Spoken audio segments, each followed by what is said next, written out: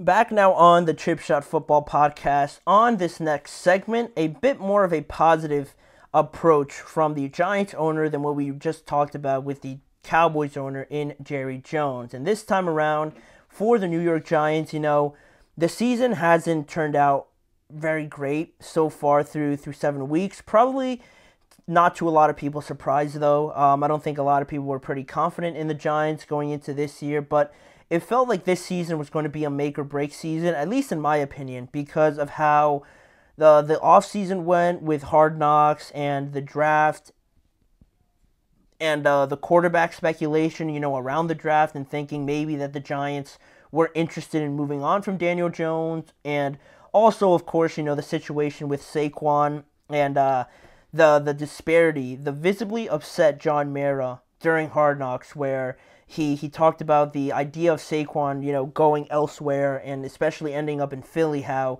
he would be pretty distraught, and that he was, obviously, with how everything turned out, and now he has to live with that, seeing Saquon twice a year in his own division, the player that he drafted so high overall. It felt like this year something had to happen to really buy into this project that they were trying to build upon, right? But it could have meant that this organization also could have gone in a different direction in terms of head coach and general manager, right?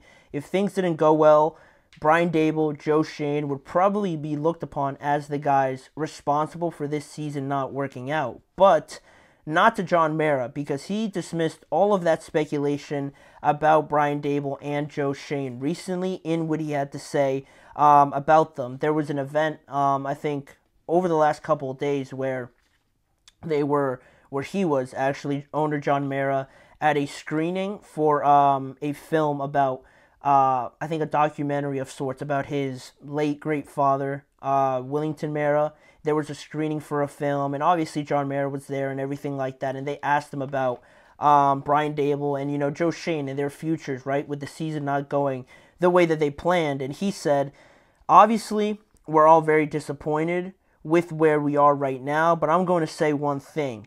We are not making any changes to this season, and I do not anticipate making any changes in the offseason either. And he said that in regards to, the question about Brian Daboll and Joe Schoen. Basically, also pointing out the fact that in the past, it might have been his lack of patience from his own estimation that he's had with recent head coaches and front office members as a reason why, he wants to give a vote of confidence to Brian Daboll and Joe Schoen, because he's felt that in the past he's gone too quickly to move on from head coach or from general manager. He wants to kind of try and break that cycle and have some sort of stability and security going forward with the same guys in power, basically driving the ship, if you will, which makes sense. It's pretty adamant that he is taking that route. And to be fair to John Mara and Brian Daboll and even Joe Schoen, Joe Schoen and Daboll were both hired before the 2022-2023 season, and they ended up going to the divisional round, right? They got destroyed by the Eagles, but they went on the road to the Vikings. They beat the Vikings on the road, and, surprised a lot of people. Daniel Jones had a pretty decent season. Then the following year was a complete 180 because they finished 6-11 with Daniel Jones injured, and now they're starting off another season not too well at 2-5. So we've seen some good, but we've seen, I think, mostly bad after that as well. But so it's been one overachieving season and another bad season, and this year again it's not looking so great, like I said. But this was always going to take time, I guess, to be fair to Brian Daboll and Joe Schoen, just based on how the Giants have looked over the last few seasons. So I can understand John Mara wanted to be a bit more patient, and you look at organizations elsewhere and how quickly they move on from head coaches, from office members, from players even, first overall picks, quarterbacks, things of that nature.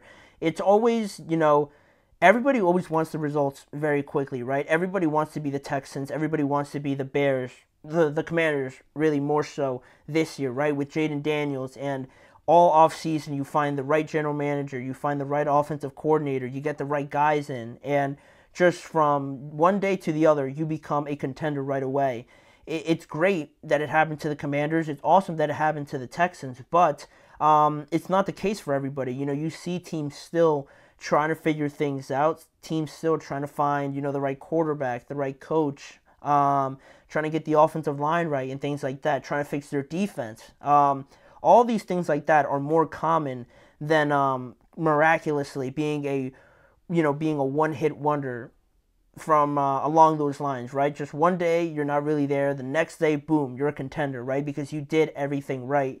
It's very unlikely that it all happens each and every year. For most organizations, it doesn't, for a bunch of reasons that I just listed off. So I can admire the fact that that their owner John Mara is willing to swallow this season and just swallow his pride, and maybe you're gonna get beat a few more times this season, right?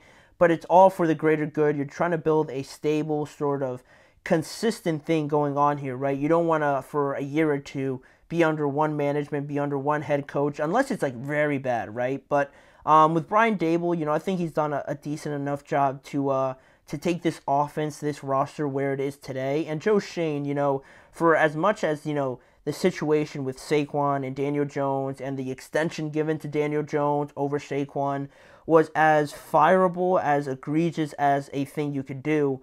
I don't care if it is the quarterback. You keep Saquon, especially with Daniel Jones being your quarterback. But to be fair to both of them, they've done a pretty good job of building up everywhere else. The offensive line has looked better than it has in the past with Andrew Thomas, with John Runyon as well coming over in free agency. They were able to bring in Brian Burns, draft Kayvon Thibodeau. Dexter Lawrence is a beast as well. So their defensive line is looking pretty great. They drafted Malik Neighbors, who looks like a great receiver out of LSU once again. So they have some pieces and they have done things well, but big picture, you kind of hope that it'd be better, but it's hard to do that with some of the decisions you've taken with the quarterback. But, whatever the reason may be, Mara has essentially just confirmed that these two are going to be the leading forces going forward, and that's admirable, to stay consistent to that. And hopefully through this consistency it gets better. But one thing Mara didn't say or commit to was the idea of Daniel Jones. He didn't really mention it. I'm pretty sure he was asked about it at the screening, but he failed to commit to Daniel Jones alongside Daboll and Joe Schoen. So I think that pretty much says it all, right? Maybe they don't try to aggressively try and move on from Daniel Jones, but I'm sure that'll be one of the priorities this offseason. If things really go south and you're committing to Daboll and you're committing to Joe Schoen, that quarterback you'd have to imagine being at the top of the Giants list, especially already if their owner John Mara is already not really overly convinced by him. It seems like he has made his mind up about him pretty much already. So I don't know how it'll work exactly. I don't have the information ahead of me in terms of contract and financial reasons and stipulations and things like that, but I think it goes far enough to show how John Mara failing to mention Daniel Jones alongside these guys pretty much shows us how he feels about Daniel Jones and how he's probably going to look to find somebody else. And now, whether that be through the draft or free agents, that might be out there looking for new teams and new contracts and things like that, will be interesting. The quarterback market is always crazy each and every offseason, and it looks like now the Giants are going to be for real in trying to explore that market a lot more convincingly, because this offseason, there was a lot they could have done. They decided to go out and get, the pass rushers, the offensive linemen, draft Malik Neighbors, right? Not draft the quarterback so early. So they're still building this thing, and I think next season now, they've positioned themselves better to try and attack the quarterback position a lot more. Even if you have to keep Daniel Jones one more year, if you go out and get a quarterback, it'll make the situation a lot better knowing that you have a guy that you feel confident in. If Daniel Jones really can't be the guy or can't carry this organization any further, you have a guy then hopefully next year that you believe in. So that's the situation now. It looks like 2 out of the 3 guys that we pointed out before a couple months ago are going to be here to stay. It looks like Daniel Jones might be the odd man out, depending on how the rest of the season goes, of course, right? Could he turn it around completely? I guess it is possible, but it hasn't looked like it for really his time being here as the New York Giants quarterback. So we'll see where the Giants go from here. They have the Steelers coming up this upcoming Monday on Monday Night Football. So hopefully, we'll see if they can play better. But for right now, we're going to talk about one last topic here that I have on today's show.